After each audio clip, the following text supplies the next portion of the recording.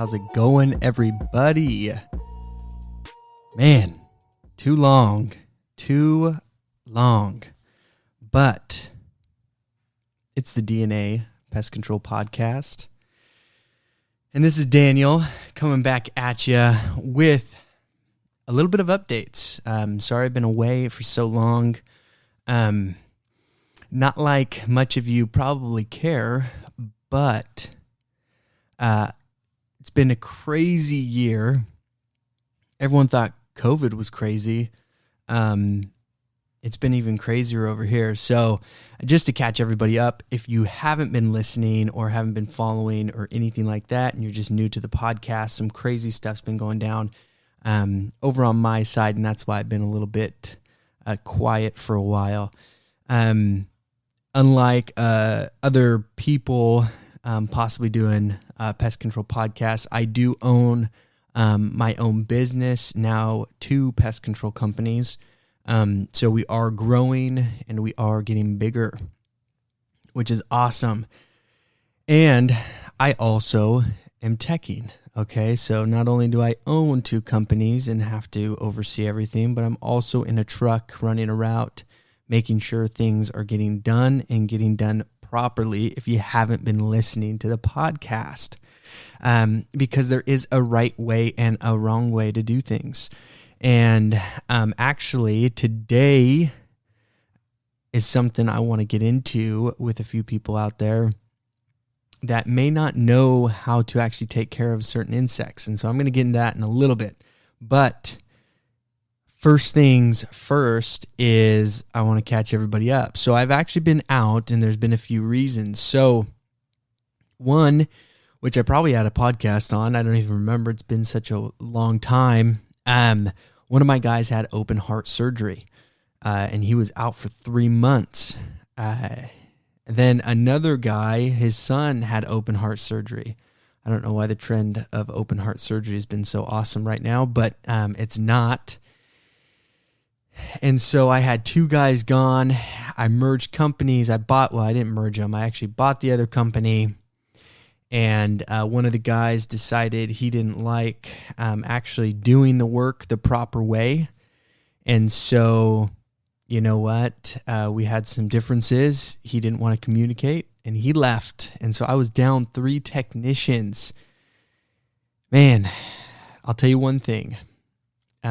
If you are going to start your own pest control company, get ready to put in the time and the hours and to work your asses off, okay?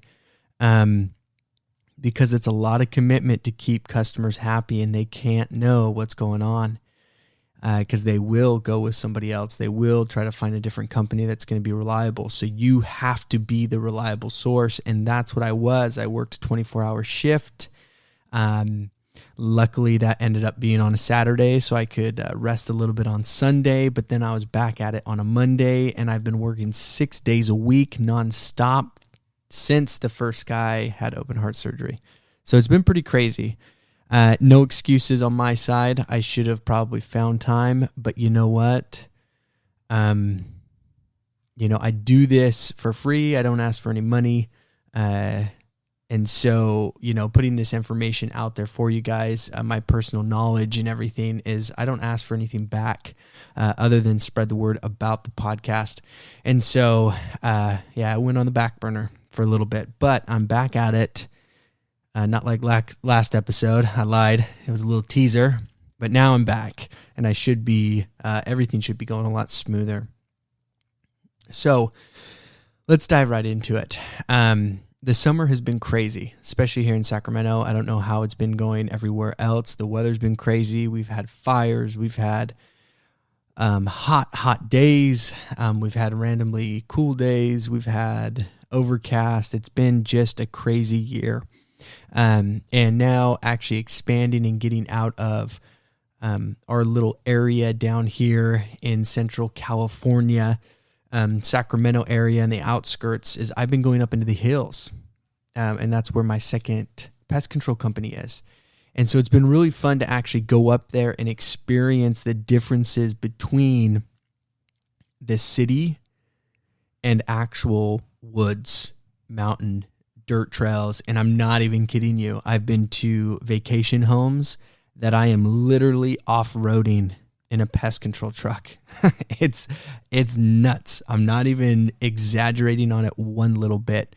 And so it's been a whole different experience, different insects, different everything up there. And a big one that luckily we didn't hit too hard on, but I do want to touch up on because I don't think a lot of technicians know, at least my guys. I had to go and I had to kind of drill this in their heads. But when it comes to fleas, and yes, we're going to talk about fleas today. Fleas are normally a general pest treatment, right? I've yet to find a company that actually charges separate or charges more for a flea treatment. One, because there's a lot of products out there that actually make it really easy that we can take care of fleas, and they're not a very stubborn insect. So it's not like bed bugs. It's not like cockroaches where there's a lot of work put into it, at least on our side, right? We can put a lot of that work back onto the homeowner, which we should. And that's a thing that I want to hit on. Now getting a feel for other companies, expanding my horizon, getting out of my comfort zone, getting out of the area, I'm starting to see more and more trends of things being skipped and looked over, which shouldn't be. And it's no one's fault. I just think it comes down to the access of education in the pest control industry, because I don't think there's actually enough of it, which is a little sad, but you know what? It also happens. And so hopefully this is going to bring and shed some light onto that. And if you're just a tech, we've had them on that's just running a route. Cool. This is something to step up your game and bring you to the next level. If you're an owner, this is something you need to pass on to your technicians to teach them how to do this. Or even if you're an office staff for a pest control company, these are some things that you need to create for that company and possibly will give you a raise or more. One of those things, is a prep sheet. Okay, so prep sheets are crucial in this industry. One is because we can, I shouldn't say we don't or we can't. In most situations, we can't have a guy at the house cleaning the home for them, the proper way. And so a prep sheet is a way to kind of gain access over that and actually be able to, to be able to let them know what they need to do so that we can do a proper treatment. So prep sheets are super important in that aspect. But so when you're getting into the steps of the prep sheet, I'm not going to read, line for line off of my personal prep sheets that we've created here, because I think every company needs to do it a little bit different, and it depends on the product you're using. I don't know what you're using, and that really does matter, okay? So what you're using, what your technicians are using, if you're cheap and you buy a really cheap product, your prep may need to be a lot more intense. If you have better products that are, more accessible to different areas and where you can treat, you may not need to have the customer do so much preparation. So definitely look into that. But one thing that is super crucial that everyone needs to know is things that can be washed need to be washed, right? A lot of the animals will be, and you have to also look at the situation. Do they have dogs? Do they have cats? What kind of animals do they have? Where are those animals?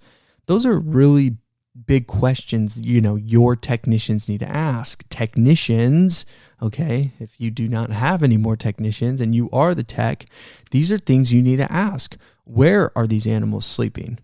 Where are the animals majority of the time? Because that's typically where you're going to get majority of the fleas. Because fleas are going to be just like bed bugs. Where are humans majority of the time? Well, if they're not sitting on the couch watching TV, which there's probably bed bugs there, they're going to be in their bed sleeping for a long period of time, which majority of the time there's bed bugs there, right? So that's where, the high traffic areas, that's where we're going to look first. And then we expand out from that. But one thing is launder what you can. Is your bed a high traffic area for your pets? Do your pets sleep on your bed? Well, guess what? You can wash those. So I'm not going to spray your bed with chemicals because that's something that you can actually go and wash, and you'll kill all the fleas. You'll clean all the eggs off of it, and they'll be gone off of your sheets. Great. That's one thing that they can do. Dog beds. You can wash dog beds, okay? Now, some are massive, so you may not be able to wash them, but you could probably bring them to a dry cleaner. Probably don't tell them that they have fleas, but, they may be able to do that, but they need to wash what they can wash. The next thing is to be able to find out, okay, now where? This is another big one. People don't even think about this. A lot of techs do not even ask. They have cats. Where are the cats? Okay. Are they under the bed? Have they been under the bed a long period of time?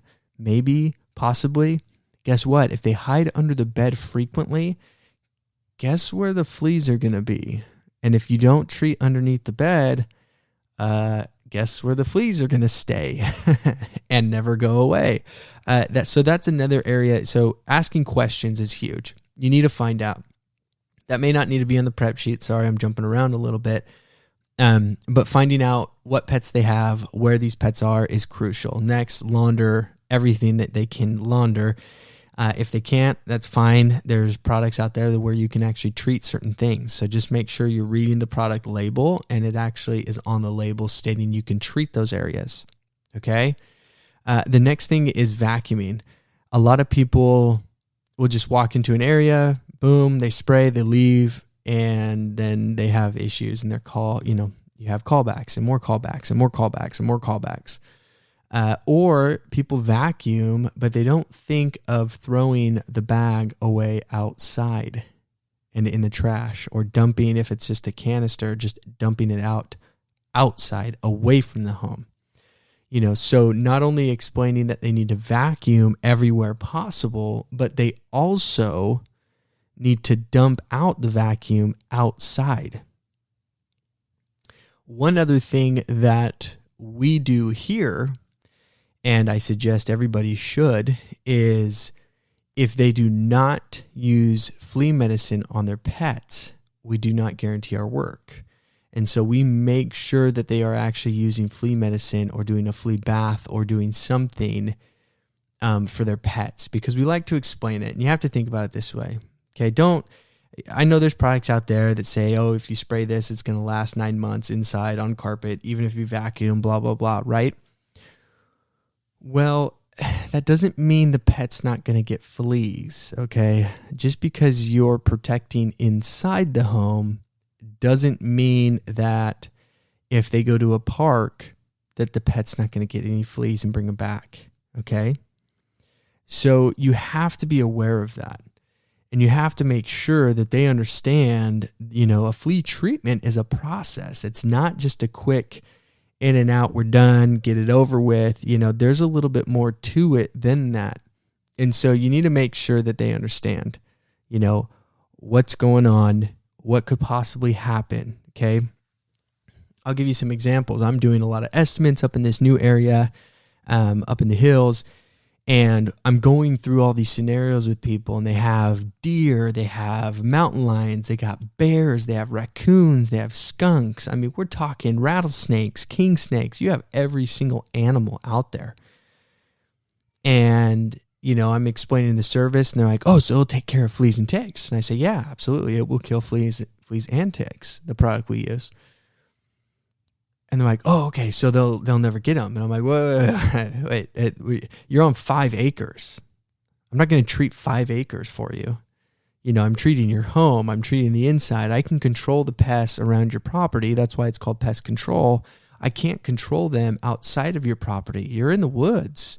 What do you expect, And so education is another big step in the flea treatment process, not only giving them a prep sheet, that allows them to prep the home for you to get the proper treatment done and the best results, but then educating them and letting them understand that fleas can jump onto their animal out at a park, outside. Not saying they have to leave, but they need to do even more. They need to use, flea medicine for the pet. So there's just added pluses to everything. when you're getting there, you're educating them and you're letting them know, because a lot of owners do not know these things and they don't understand, oh, if I get pest control, I don't have to put, pesticides on my dog, or they don't have to take the pill or anything like that. No, they still do. The pesticide is just an added bonus. Now you're making it so your pet won't actually have them and they can't feed off of your pet. The pesticide is going to kill the rest of them, so they're not constantly jumping on your pet and attacking your pet. So they work in conjunction. They're helping each other out. It's not one it instantly eliminates the other. Just like if they're like, oh, we're going to start flea medicine, we don't need you anymore. Yes, you do. You still need us, because bugs don't ever just go away. They're never going to go away. We saw that in the pandemic. Everybody was at home. What happened to the pest control industry? We skyrocketed because more people were home, more people saw bugs. The pests didn't care that there was a virus. They just kept on coming and coming and coming, and then more people were home, so they got to see more insects in their house, which was great for us, right? So you need to educate them. You need to let them understand and know this is the process. This is how we take care of it. So if your company, you as a technician, you're a guy out there, they don't have prep sheets, this is something you need to bring up to the owner. You need to get prep sheets made and sent out. And if you need to make the prep sheet, that's fine. Or if you just want to memorize what I said on the podcast, go back and listen, write it down, give that information to them. Also, read the label. The label is essentially a prep sheet as well, because it's going to tell you what you need to do and how you need to do it. So it's not just, not just what I'm saying, but you can actually go on the label itself of some of your products that can be treated for fleas, and you can see exactly what to treat, how to prep, what to do, and everything. One, label is law, but two, label will tell you everything because it is law, and they'll get sued if they don't have it on there. So they're going to tell you step by step on how to do everything so that they don't get sued. So it's actually a really good reference to go and actually look at the label, okay?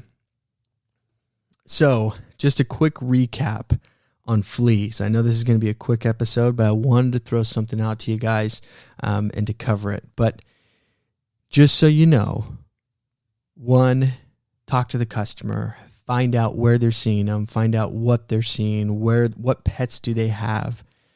So let me throw out a little example question. So if I go to a house, I'm asking them, what pets? Obviously, if you hear a dog, it's a dog. Do you have any other pets that may have fleas? Oh, cats. Okay, great. Where do the cats stay? Where do the dogs stay? Oh, you have rabbits. Okay, where are the rabbits typically at? Okay, perfect. Now you know where you're treating, and you kind of get an idea. Do the pets stay on the bed? Great, you're going to have to launder all that. Here's a prep sheet. Boom, it has all the steps, vacuuming, cleaning, consistently, and vacuuming right before we get there. That's another key step, is vacuum literally right the day of that we get there, because the vibrations are going to hatch the eggs, and now you're going to have fleas out, which is perfect because there's no pesticide that's going to penetrate the egg until it actually vibrates and hatches. The prep sheets should also have on there, I forgot, you need to have them vacuuming after the treatment as well. Once again, if there's no vibrations in that area, those eggs will lay dormant, okay, until there's a vibration, then hatch. So you want to make sure that they're consistently vacuuming afterwards to have all the eggs hatch so that every flea gets in contact with the product and kills them all, okay? And then, of course, educate them, let them know flea medicine is important with flea control. It's not just me coming out and spraying your yard and spraying inside your house. There's a lot more to it than just that single thing. I'm sure if we had medicine to take for bed bugs, that would be a craze, and people would be buying bed bug medicine, right? You take a little pill, and if it bites you, it dies. That'd be crazy.